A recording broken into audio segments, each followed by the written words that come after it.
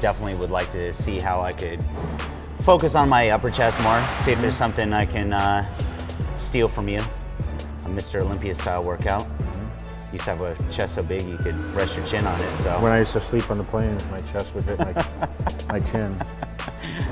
So yeah, let's just go through your chest routine then. Okay. Everyone wants to know what you do for chest. So like the type of chest routine that you would do if you were trying to build it, not just a maintenance program, but maybe even the routine that, you know, early on in your career, you know, to really to build mass. All right, let's start with a machine press and do some, warm up the chest a little bit, and then we'll work right into it. I think people have a hard time learning to feel a muscle, you know, train by feel. So with chest, are there any little tricks? You know, most importantly, when you do a chest movement, you're gonna focus on really keeping the chest high, okay? So you don't wanna kind of curl over, you wanna keep the chest out, and you wanna contract. Right. Everything is about contracting, it's not about just pushing the weight.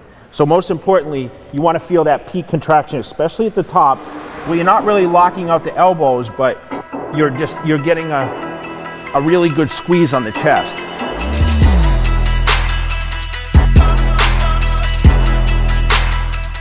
If you put your mind into the muscle and you think how it works and you visualize that chest working from the bottom to the top, which I can see, I mean, your upper chest is flexing in this from the bottom up. Everything's working from the bottom up.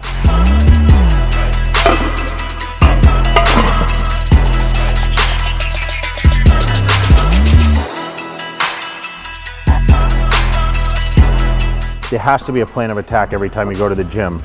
So what I try to do is I try to visualize every workout prior than the time I walk into the gym.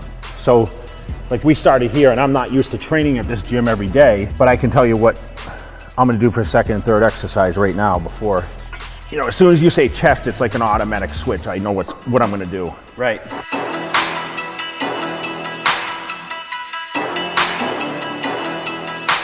Also, when you train, you got a nice steady rhythm. In other words, you're not resting at the bottom, resting at the top. It's just like a nice steady rhythm. Because the reps, especially for me, because I'm bigger, look shorter.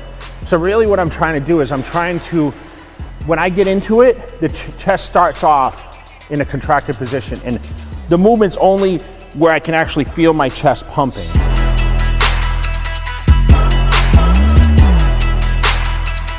All right, let's put a 25 on here. Let's add one, a little more. I'm sure you viewers don't want to see Mr. Olympia train with light weights. Imagine maybe me with 70 more pounds of muscle. We're the same height. I'm 175, so. Oh, you're 5'7" too? Yeah, I'm 5'7" according to Frank Zane. Don't worry, I took insult to it too, since we're the same height. He said, how does it feel to be 5'7"? So all you guys, facts, Jay Cutler is 5'9".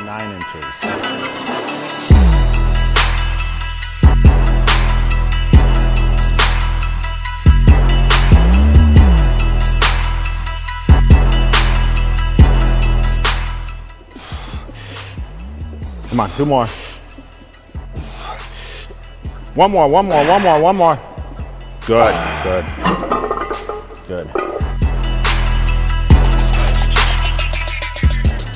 Everyone always does incline for upper chest. How do you feel about upper chest versus lower? It's all one muscle, so.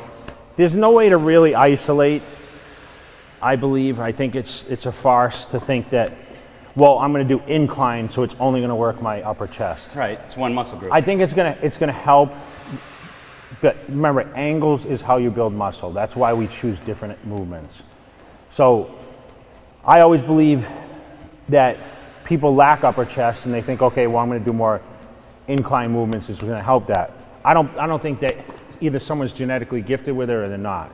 I've seen guys do tons of incline stuff and their upper chest never grows. It's the whole chest in itself. Remember, I told you, work from the bottom up. Right. As you build, your upper chest is gonna have no choice but to grow.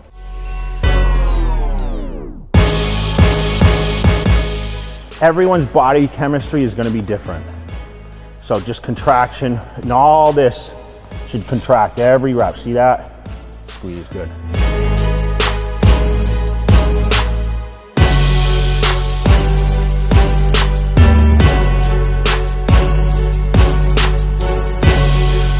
It's all about the contraction, you know, each rep. So right now I'm squeezing at that peak. I'm squeezing the chest. And remember guys, you always want to spot from the elbows when you're doing a lot of these movements. Work with the body.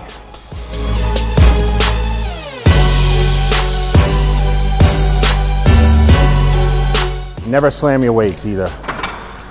Only I can do that in my home gym. No yelling either. Do you ever yell, honestly? Only when I wanted people's attention. Attention?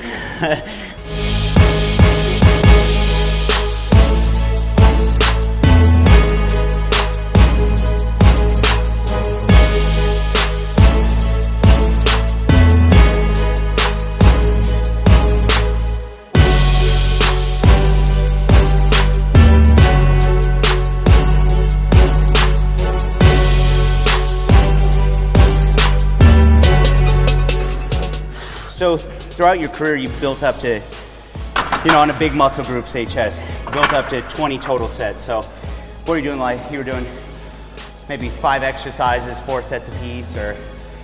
I was doing 3 times 6, plus the warm-ups, a couple extras here and there. The best way you can actually watch is to see someone do something and perform like these kind of workouts where you see, okay, this is what he does. Right. 90% of anyone that approaches Jay Cutler at any event in the world will say to me, I watch your videos on YouTube. Did you just refer to yourself in the third person? Yeah. When you're Jay Cutler, you can do that. They watch the YouTube videos Yeah. because number one, it's free and it's the best content that you can find out there with for people to see. Yeah. Okay, let's go. Up. Good.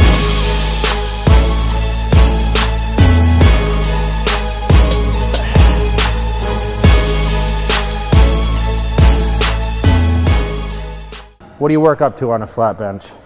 I don't do much flat bench, but you know, there was a time when I did. There was a time when I used to be a lot stronger. You know, strongest I ever was, I was never very strong. I was always kind of skinny with long arms. So bench was never a strength for me, but I could do 315 for, 5. That was at my strongest. But 225, usually that's 12 reps. Yeah. Same thing with this, contraction, bar never touches your chest, okay? Do you envision things like I tell people to almost envision like trying to crush the bar between them so they get that contraction? What I tend to do is I tuck my chin, and what I want to feel is my chest almost hit my chin. Well, my chest isn't that big. Yeah.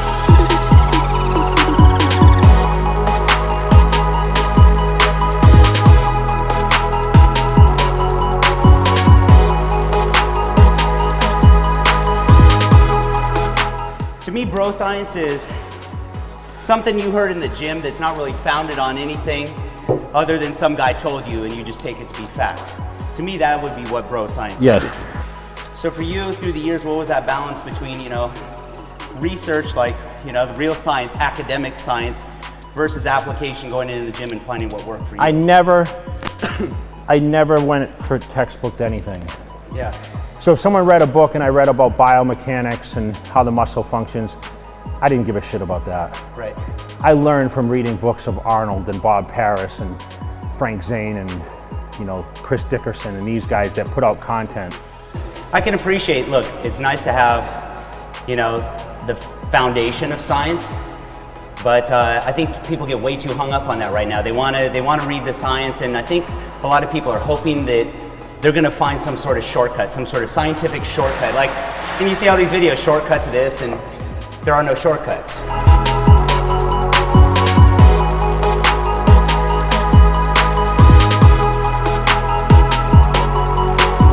What was the physique that inspired you? Bob Paris. Well, he was the ultimate aesthetic physique. He was the best physique of all time. He really was. Everyone talks about Frank Zane. Frank Zane had an awesome physique, don't get me wrong. His physique inspired me because he was a small guy. He was our height. Yeah. At his max 190. But Bob Paris, he had those just perfect lines. Yeah, guys watching this, make sure you guys check out Bob Paris. You guys can Google up pictures because a lot of people don't know the name. Yeah. But when I was 16, I picked up a book at GNC because there was no real like specialty stores at the time. It was, you walked into GNC, that's where all the products were sold and everything else. And I bought a book called Beyond Built. And it was the first book I ever read. And I didn't start training until 2 years after that, but Bob Paris's book showed all the instructional on how to do movements.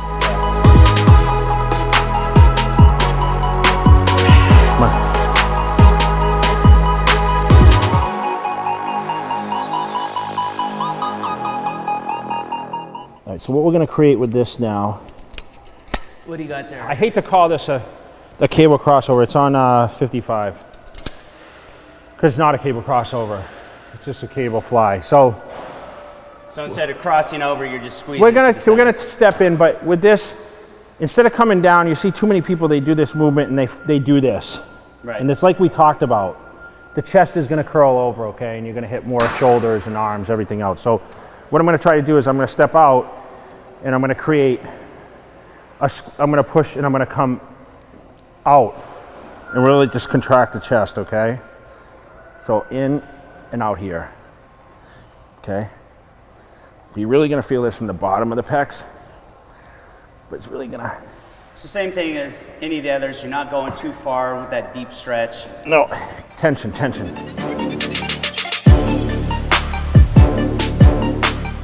Okay, you can see where all this is coming out. You can see all the fibers all the way up to here. So great movement. Once you get a lot of blood into the muscle, you do some compound movements, stretch this thing back out, and then determine, okay, do I need to go further with the workout from there?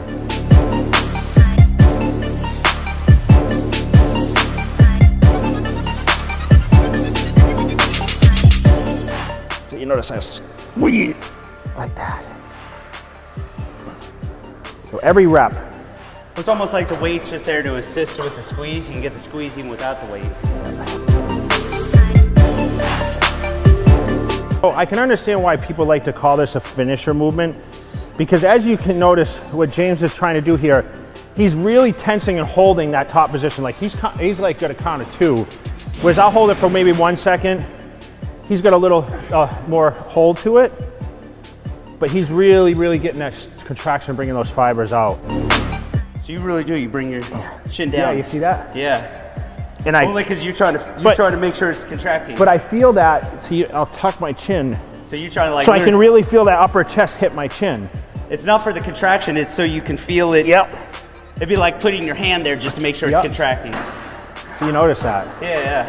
See, if you never said that, you pointed out something that I never thought in my mind. I just do it. You're doing it so you can literally feel. But I literally, feel it as you said it, I'm like, wow. It's so you can feel it. Like if that's you why had I an do extra it. hand to stick up there to make sure it's contracting.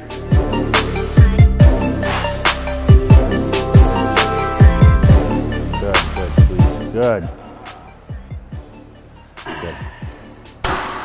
So, these 16 4 movements, sets. 4 sets apiece, so 16 sets. What do you normally, on a full workout, what would you pair chest with? Everyone's split is different. I've done it all, but most importantly, I do it now. I do chest one day, shoulders one day, legs one day, back one day, arms one day. So there's 5 total days a week that I train, but very rarely do I do 5 days in a row. And that's because of the travel. But if travel weren't an obstacle, would you train Monday through Friday and rest on the weekend? You'd still break it up? Usually not more than 3 days in a row. Because by that 3rd day, I'm pretty tired. Right. So I would normally train on 3 days on, 1 day off, 2 days on, 1 day off. And through your whole career, you've only done 1 body part per week? No. I've done, yes, once every 5 to 7 days. I've never done twice a week, like arms a week. I train. I don't believe in that. That's a farce to me. If your arms are weaker, I don't think training them more is going to really help. Right. I don't believe in that. How do you? What's your philosophy then on if you're trying to bring up weak body parts, as far as the amount of energy focus that you put into your strong body parts versus weak body parts? Let's say whatever it was. Let's say if you were trying to bring up your arms, how would you How would you devote more energy, attention to that? You know, I think if you're going, like, I had weak calves, for example. And I noticed, like, when I first started going to the gym, like, I would train chest and calves together. So I would go in the gym and I would hit calves first. I would put all my energy into doing the calves, and my calves started to grow. Instead of starting with chest and then at the end, because no matter what, at the end of the workout, you throw in these smaller, you're not gonna train as hard as the beginning. Right. Okay? You go in the gym, you hit that body part. But I think, you know, with those kind of things, remember, it's just consistency of getting in the gym and training, mind to muscle connection, doing exercises that not necessarily what Jay Cutler or Ronnie Coleman do. You got to find, okay, this is what works for me. If you're going to focus on isolation movements like the preacher curl or preacher machine, you know, cables, if you're going to do more constant tension. Listen, cables are always going to be more tension than swinging dumbbells or barbells. So you have to not look at the overall picture of, oh, well, this is a mass builder. That's the misconception. So people think, oh, if you don't use dumbbells and barbells, you're not going to get big arms. You'd be stunned at these guys that built arms with cables and lightweights. Oh man, even you can use bands. Oh no, bands, man. Some of the strongest I've ever bent, and I've used bands. There's nothing wrong with that. I mean, I've used bands in hotels and everything else when I had no other gyms. I mean, you can laugh at that, but listen, it's just all tension. We talk about that. Well, cool, man. Well, this was cool for me. I mean, no matter how long I've been training, I'm always curious to see different people's perspectives, and you know, I think everyone kind of has their own way of doing it, and you kind of pick and choose. Well, the thing is, I could come in next week and do this chest workout and it'd be totally different. You know, it's going to go by the day. Yeah. I felt good today, so see what next week brings. That's all. I take everything 15 minutes at a time. I tell everyone. Your whole life? Yes. Everything's lit 15 minutes at a time. So. Hey, it's you know, keeps you more present, right? But I'm going to go have some total protein, little carbs, and get my next meal in. Thanks. Appreciate it, dude.